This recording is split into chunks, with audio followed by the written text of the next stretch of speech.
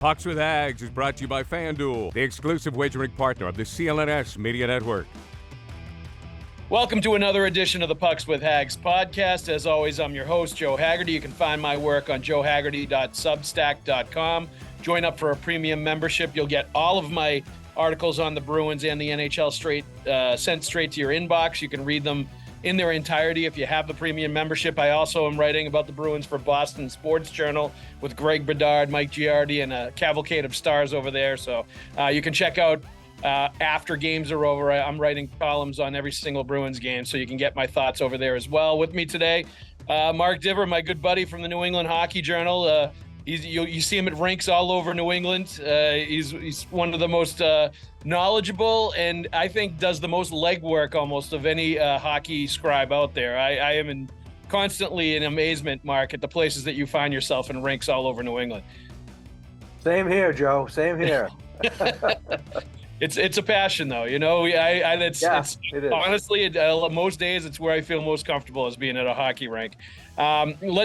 Before we get going with the Bruins stuff, let's give a shout out to our sponsors, Fanduel Sportsbook. $200 in bonus bets every time you make the first time you make a $5 bet, win or lose. So thank you to them, and also Factor Meals, ready in 2 minutes. Delicious meals, healthy meals. Thank you to both of them for being longtime sponsors of the show. Let's get straight into it. Let's start. I'm definitely going to talk some Providence with you, Mark, but let's start with the Bruins. 6-0-1 to start the season. Obviously, the Ducks loss at home on Thursday night was a rough one. Things kind of fell apart in the last 2 minutes. Not very typical of this Bruins team in the recent past to do that kind of thing at the end of the third period. It's going to be interesting to watch how they bounce back from that. But in general, 6-0-1 on the season, it took them until that game to actually lose a game, and they still got a point out of it. Just what you've thought of the Bruins to this point through the first few weeks.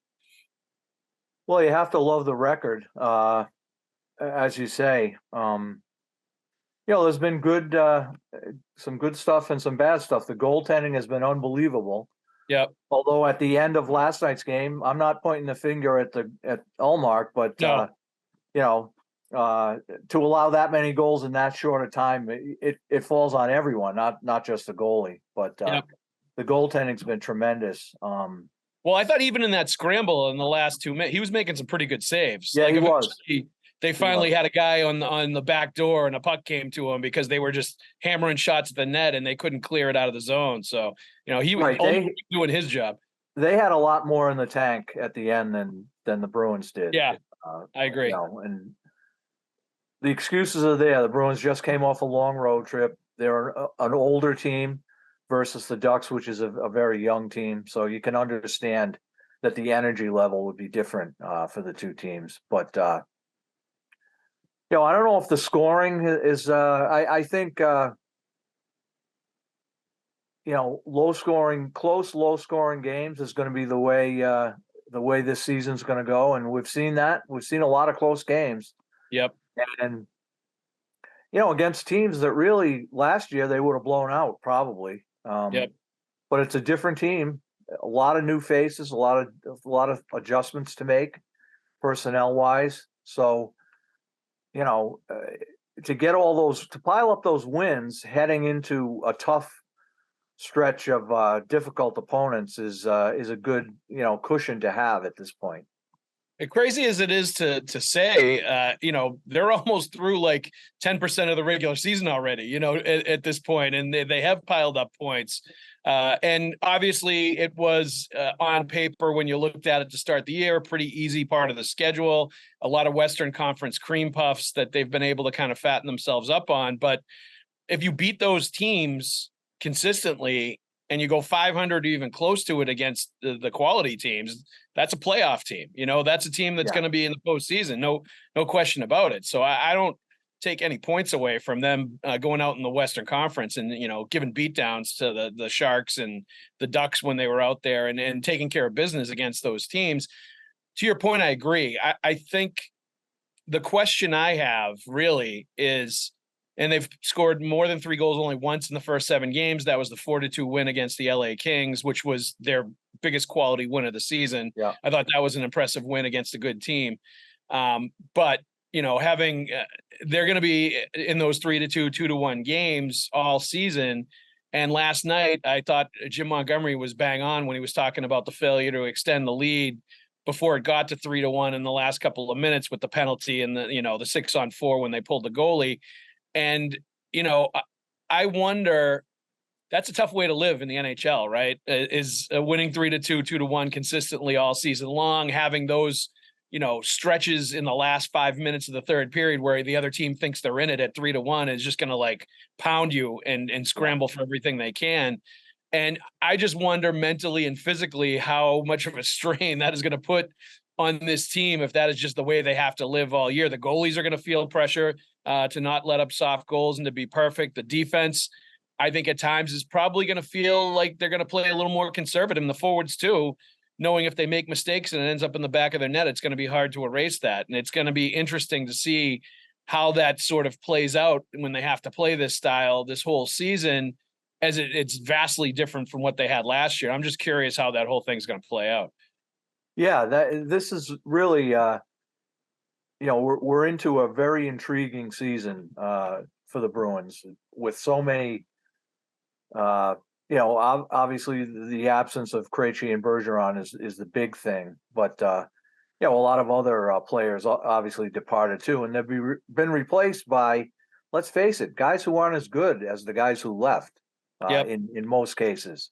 So it's going to be a challenge for everyone up and down the lineup. There's going to be more pressure on Marchand and Pasta to score, not less.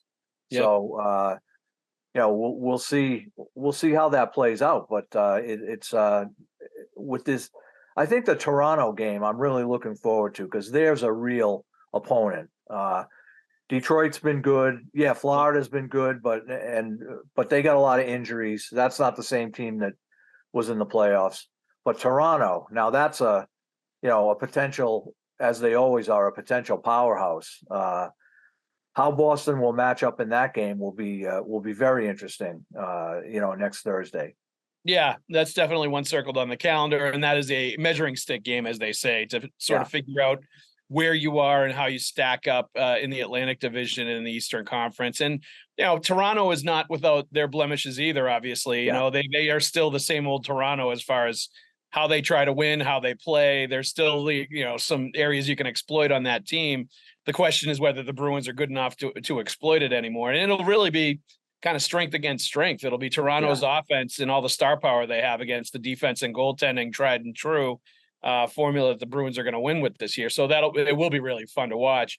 I don't think I've talked to you much. I don't think I've talked to you at all really since the regular season started. Your thoughts on Matt Poitras, his emergence? It can't be underplayed how important he's been to this team in the first couple of weeks and how much he's going to continue to have to, obviously there's going to be peaks and valleys for a 19-year-old kid in his first NHL season, especially one that's might, be playing in a top six center role for large portions of it. But he's going to need to be something like he's been in the first few weeks if the Bruins are going to continue to have success and, do what they've done in the opening few weeks. So, what you've thought of watching him, and also if you think he's going to be able to sustain it to a reasonable degree to, what we've seen so far this year. To me, he looks like a hybrid. People have made Bergeron comparisons with him, and I can see some of that. Certainly the competitiveness, he wins a lot of battles. He goes to the danger areas. He's not afraid to go to those places. I see a hybrid between him and Krejci, though. I see playmaking, cleverness, hockey IQ, ability to set up his teammates, passing. Like there's some Krejci to his game too, with the way that he plays, the way he pulls it back and slows things down and changes speeds. Like he looks like a mixture of the two of them, some really intriguing qualities of both players as a center. Yeah, I would agree with that. The way he plays, to me, looks a lot more like Krejci than it does Bergeron. Yeah. The pulling up and circling back inside the zone and stuff like that. That was stuff that 46 did, for a decade plus. Yep. But can he sustain it? That's the $1 million question, right? I don't think there's any question but that they're going to keep him. Right. And burning the year on the contract. So what? If he can contribute, if he can put up 35, 40 points, Yes. then it's money well spent. And who cares about the year that you burn? He's filled a void. Let's face it, that they had no right to expect that he was going to come in and play like this. And he's really forced their hand, I think. Yep. And they're probably delighted about it. But, when watching him in Buffalo, for example, he was good. He wasn't great. I would have bet $1 million if I had $1 million that he was headed back to the OHL. Yep. And the people around the team, I think, believe that too. But he steps up in training camp, and he just when you think he's maybe fading a little, he jacks it up again, and he just keeps getting better and better. One thing it's fair to say though that if any one of his competitors in camp, the free agents that they brought in, if any one of those guys had played really well, right, he might not be here. Right. But those guys, weren't good. They weren't good. Brown was not good, continues to not be very good. Boquist, I honestly don't know what they see in that guy. But the failure of those guys to grab the reins left the job open for the kid, and he's taken it. Snap into action this NFL season with Fanduel, America's #1 sportsbook. Right now, new customers get $200 in bonus bets guaranteed when you place a $5 bet. That's $200 in bonus bets, win or lose. If you've been thinking about joining Fanduel, there's no better time to get in on the action. The app is so easy to use. There's a wide range of betting options, including spreads, player props, over-unders, and more. So visit FanDuel.com/Boston and kick off the NFL season. Fanduel, official partner of the NFL. I agree with you on Brown. I thought he was decent last night. He made a couple of plays that I thought were, that I kind of noticed. There was one pass in particular. I forget who it was to. He set up a scoring. It was a really nice play that he made. I think it was somebody that hit the post. I think he's been decent on the penalty kill, but I agree. Like, he has a skating issue. I think he has a hard time just keeping up pace at the NHL level, and it's very obvious when you're watching him play. He makes up for it with hustle, and he tries to win battles, and he's a great player. But you can just see that it's kind of he seems to constantly be playing catch up to try to catch up to everybody else, because he's just not at the same pace consistently. I was going to ask you, and I will ask you about Boquist a little bit later on, because I'm sure you've seen him down in Providence a little bit. But to your point, there's obvious those guys starting the year or being in Providence or logging time in Providence. I'm sure they didn't expect that when they signed deals with the Bruins in the offseason. Danton Heinen, I'm sure, thought he had some kind of, there's some kind of agreement there that he was going to get signed to an NHL contract. And I think that's been sort of in limbo too, as well, because of the emergence of Poitras as well. I think he can sustain it to a reasonable degree. I think it is within expectations that he's going to have peaks and valleys. There are probably going to be stretches where, guys are really physical with him. The schedule wears him down a little bit just because he's not the biggest guy in the world. He may miss time with injuries, here or there. Especially you could see in that game last night, physically, they were really starting to target him and go after him. And you're going to see more and more teams do that when he burns them offensively and he makes plays and he becomes, somebody on the other team that they're looking at as a target that they want to neutralize or slow down. But to your point about burning the contract, I agree. And I would go one step further. It was going to do him no good and the team no good for him to go back to Gulf. Exactly. He had 95 points there last year. Right. What he was going to do, go and dominate again and have 100 and something points. Granted, I think he only had 16 goals, so maybe he could have worked on that a little bit. But I think you see at the NHL level with better players, he's even upped the goal scoring ante a little bit, and he's capable of scoring more in addition to playmaking and setting up his teammates. So once he started clearing hurdles during training camp and in the preseason, I think it became very obvious very quickly that he was going to get a serious shot. And credit to Jim Montgomery and the Bruins. I love Butchie. And I know he's not the same player, but like I think you would see at times in the past where the Bruins wouldn't put the younger guys in these sort of premium positions too much to really give them legit looks to win spots. And granted, Krejci, Bergeron are on the team. Maybe there's not spots up for grabs, but Studnicka is one in general that I that comes out in my mind. And I think Poitras is going to end up being a much bigger talent than Studnicka. Yeah. But like guys like that came along and maybe didn't get as good a look, where Montgomery was putting Poitras in great spots, having him skate with Marchand early in preseason, putting him in a third line role towards the end to see how he would look there if they started the regular season, having him skate with Pasternak at times during training camp. Like they were giving him a serious look from very early on with their best players to see what he could give. And that's good coaching as far as I'm concerned. Yeah, no, I agree. In that Anaheim game, you talk about the fatigue that will undoubtedly set in over the course of the season. In that Anaheim game, I thought in the first two periods, I thought I saw him being a little not as strong on his stick, and that was the second game of back to back. Yeah, you're talking about the road game. Yes, I agree with you 100%. He wasn't as strong on his stick in the first two periods, but in the third period, he scores a goal, and all of a sudden the adrenaline takes over, and fatigue's not an issue anymore. Right. He scores another young, goal. isn't it? He's making good plays. A little bit of a positive outcome there with the goal really gave him a lift. I thought you could really see that in that game at the end. Yeah, absolutely. I agree. And I thought the same thing. I thought he was it almost looked like he was definitely tired legs, not as strong on his stick, not just standing out. And then all of a sudden, he, really ramped it up. And that's what the really good players do is when, it's go time and you got to put up or shut up, they all of a sudden take it to another level. And he's like shown a handful of times already that he's able to do that even against the best players in the world. And that's really impressive. Boquist ends up coming up because Milan Lucic is out for a couple of weeks after getting hit with a shot in his foot. And Lauko also took a skate blade above the eye, really scary injury there. He sends out a funny tweet the next day, making light of it, which I think Lauko's a beauty. I love that he does stuff like that. He's a hard-nosed kid. But it obviously opens up a spot for both Patrick Brown and Boquist to play on the fourth line on Thursday night. And I'm sure you've seen a little bit of Boquist down there. He didn't really do much for me when he was here. I don't think he played up to the speed that he was reputed to have. And some of the offense I didn't really see. Just maybe anything that you've seen out of him in Providence to this point, one way or the other, going into this weekend.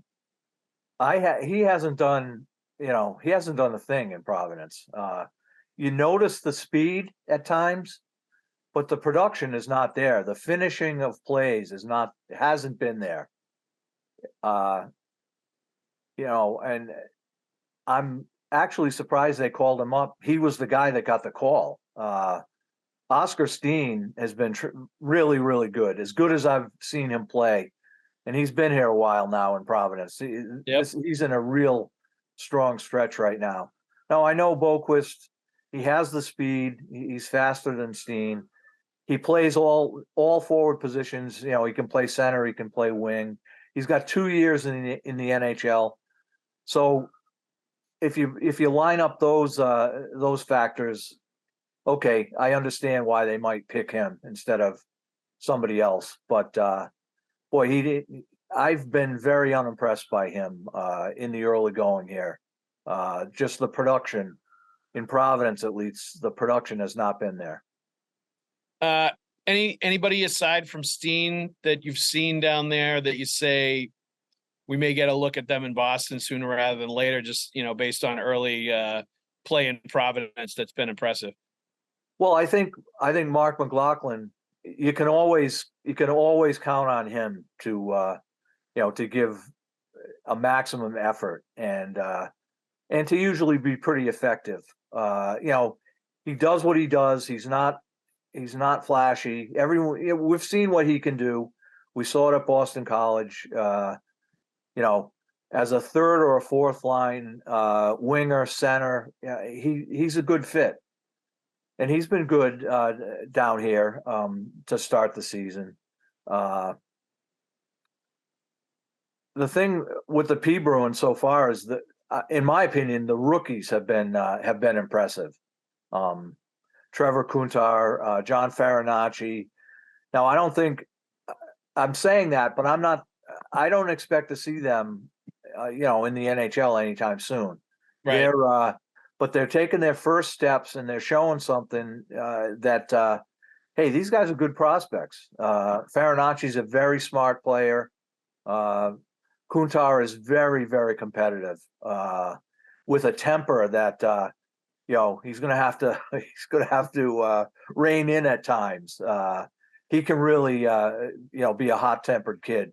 But they're both playing real hard and doing good things, for guys in their first, five pro games. They've looked good. There hasn't been a lot to crow about down here from some of the other guys, like the Lysels and the Merkeloffs. They both got benched last Saturday for a period. Merkeloff's got a point a game, so he's doing what he does. Maybe his defensive play has fallen off a little bit, and that's a constant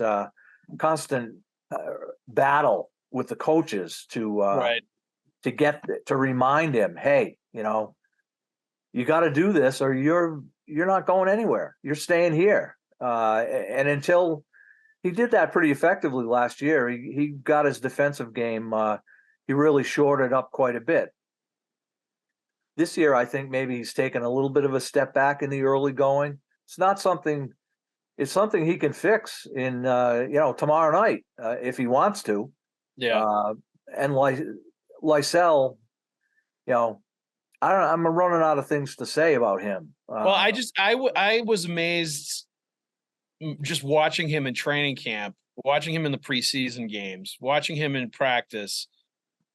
I just felt like there's a real lack of urgency with this player when there could be NHL jobs on the line. There could be, a chance for him to show what he can do in the best league in the world. And the attitude I get, or the vibe I get from him, is like, oh, I'll get my shot. I'll bide my time and wait, and it'll come. And no, it won't, if that's your attitude. I need to see a little more fire or something out of him. And sometimes there can be a stoicism with the Swedish players. I get that, but I just I didn't see anything in training camp that said to me, this guy wants to win a job. No, he didn't have a good camp, and you would think that coming down to Providence, that would be a kick in the butt for him to, say to himself, hey, I gotta get in gear here and get going. And instead, he's continued to be just, flashes at times. He flashes the speed and the skill, but just not nearly enough. And I don't know whether there's a lack of self-awareness there. That does he not realize what it looks like and what's going on? And I know the coaches are reminding him, believe me, every single day that there's a big pile of money on the table within reach. Yes. And if you get your game up to speed, it's there for the taking. So, what are you waiting for? So I don't know. After he got benched, he came back in the third period last Saturday night, and he showed a willingness to go to the net, a willingness to go inside. He went to the net and put in a rebound. It wasn't a dangle or a snipe or bar down or anything. He went to the net, the puck came to him, and he put it in. Very simple. It doesn't have to always be a highlight reel play. Yep. So, I don't know. We'll see.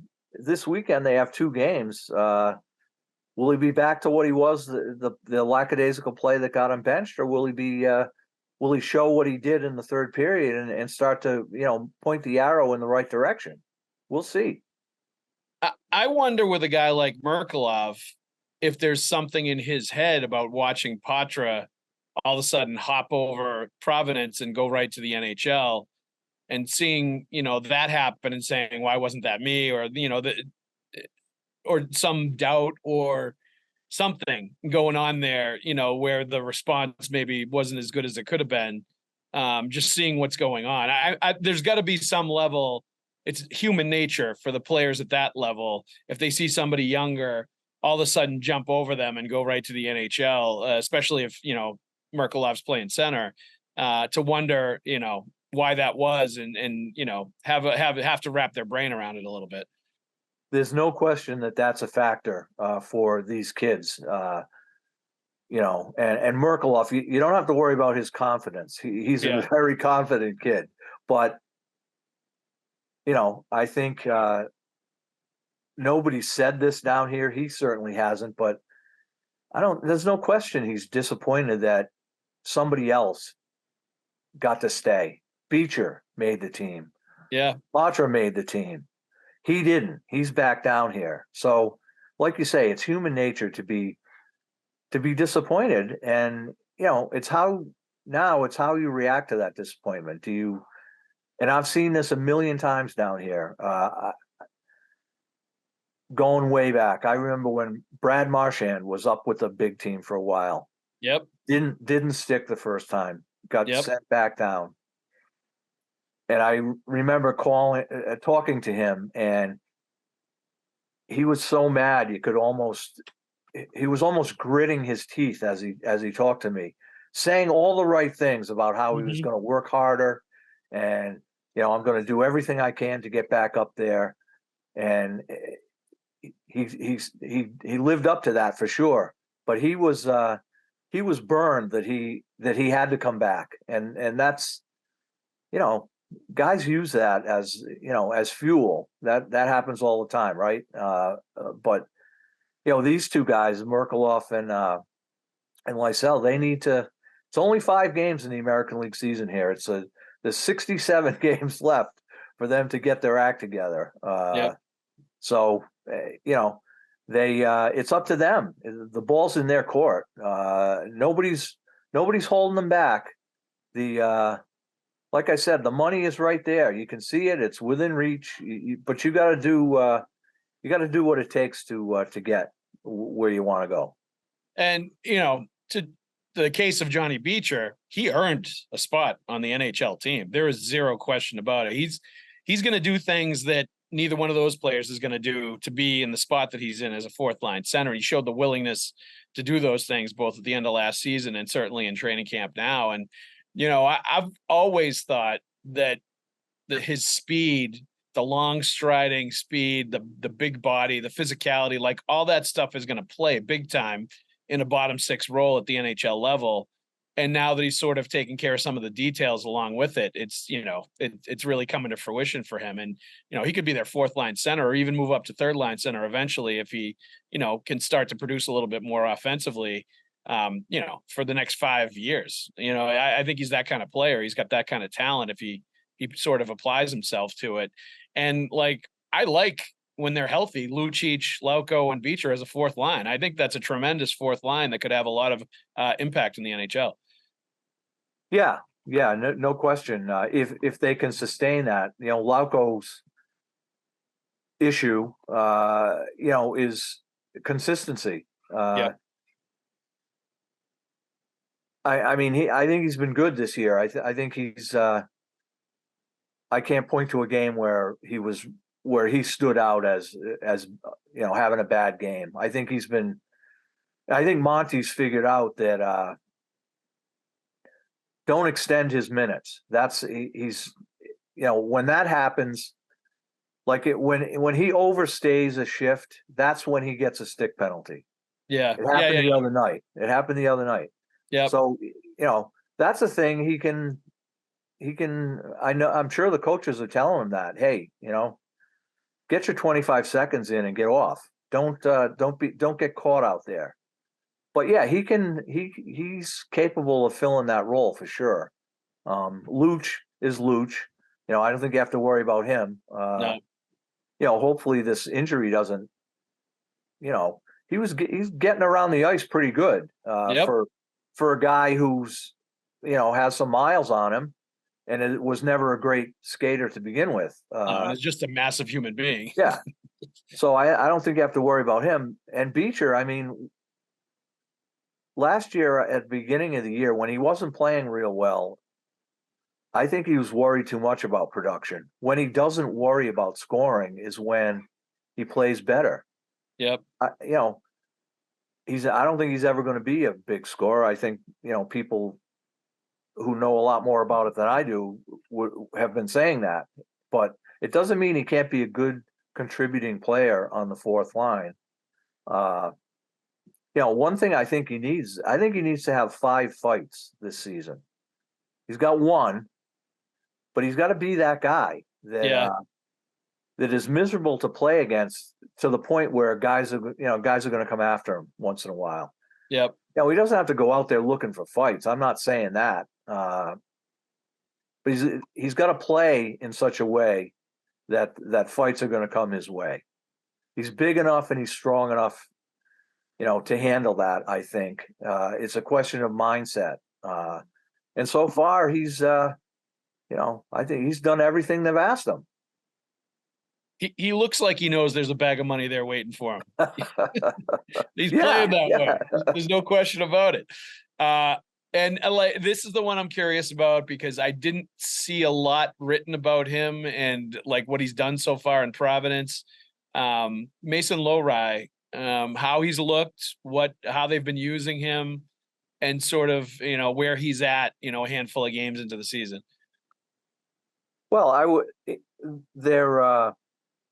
I wouldn't say he's been particularly impressive, but I wouldn't say he's been bad either. I mean, he's a first-year pro, kind of feeling his way, in the beginning of the season here.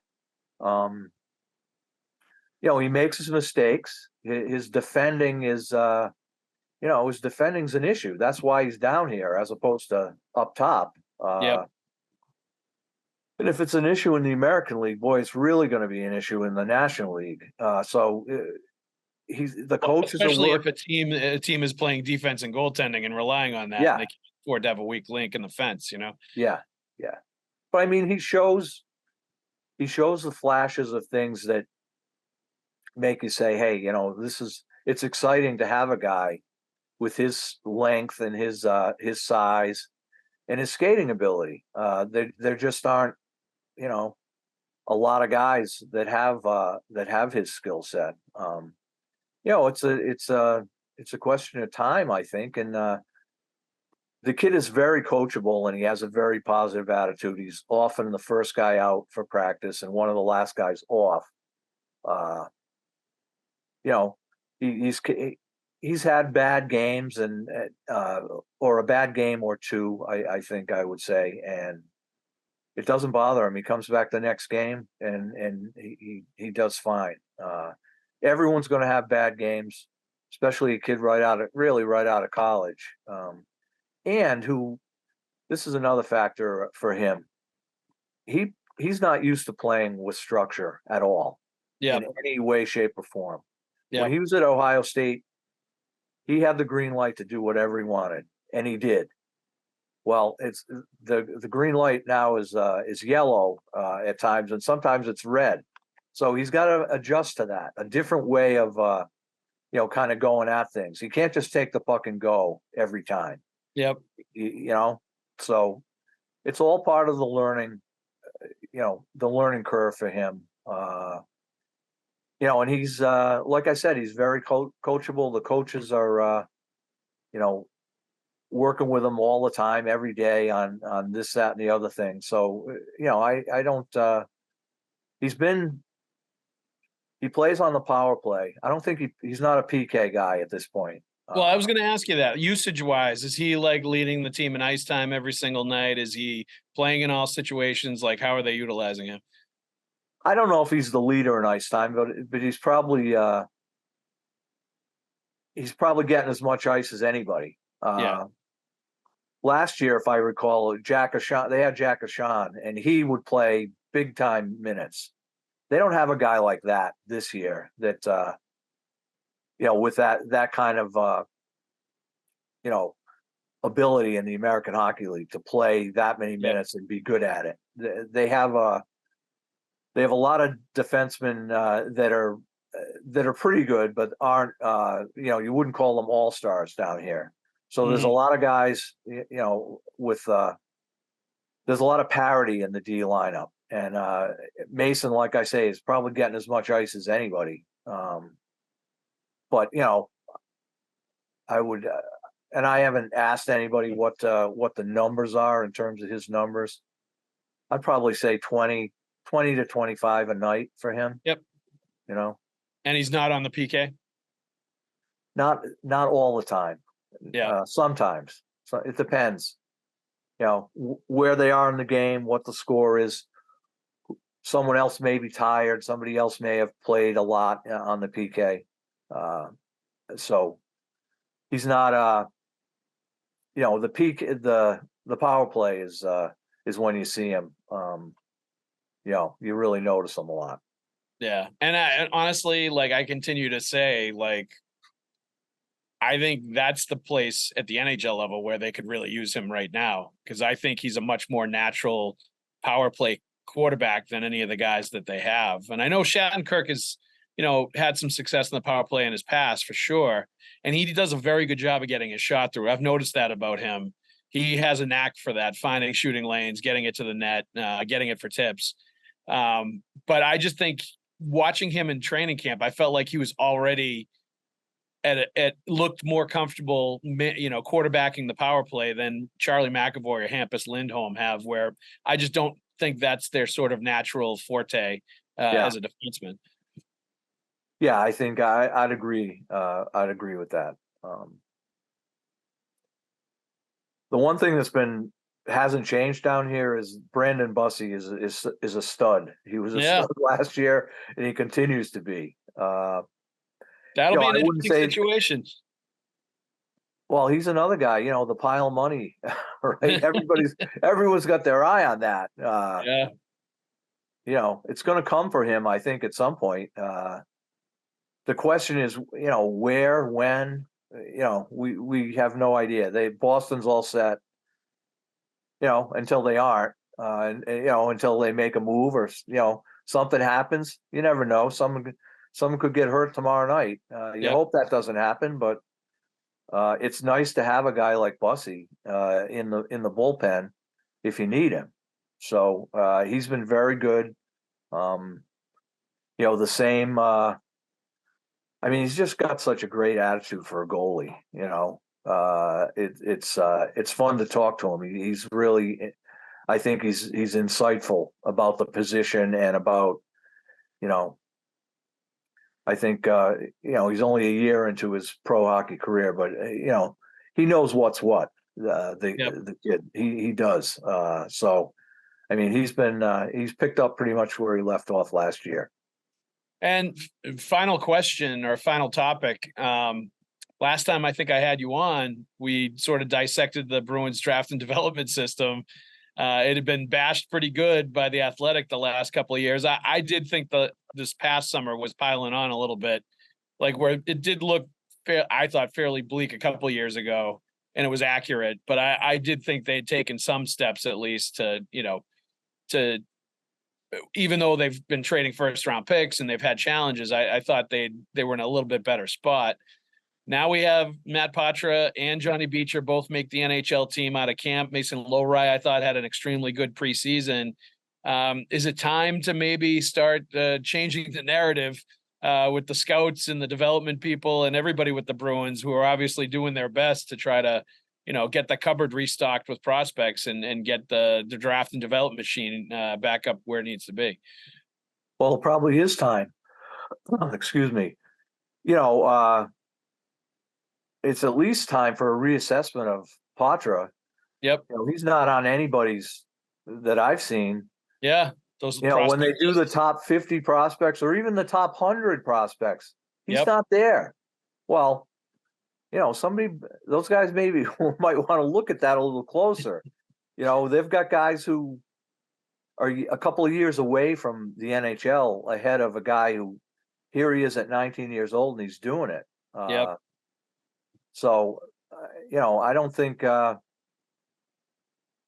think it's been you're right. It's been a good, last little while has been good for the prospect pool with Beecher, And, Beecher proving that, hey, it looks like he can be an NHL contributor. Yep. I think people have had their doubts about that, going back a year or 2 years. Now it's happening, we're seeing it happen. And so it is time to reassess, I think. Lohrei, I think, will make progress. And, the free agents, excuse me, Farinacci could turn out to be a really nice signing. Again, he's a center. He's a two-way guy, very smart. We'll see how that turns out. Toporowski, I continue to think he has a chance. He's a free agent. Who am I forgetting? Merkelov, he one of the best rookies in the American League last year. Kuntar, yep. That's who I was forgetting. Kuntar. I think he might in a year, 2 years, he might be able to carve out a spot for himself on the fourth line, or maybe even the third line. The kid can really shoot the puck, and he's just. I touched on it before. He's very, very competitive, in the way that the Bruins love, and all teams love, for that matter. Let's face it. You got to love a guy that plays that hard and just won't take no for an answer. So, I think they got something to work with, coming up. I think some of the college guys, excuse me, you look at a guy like Andre Gasso at Boston College. Yeah, I like him. A very low draft pick. That kid is climbing, very quickly. Riley Duran too, I think, is going to be a good player. He's going to be Riley Duran. Riley Duran. Oh, what a goal he scored against Denver last Friday night.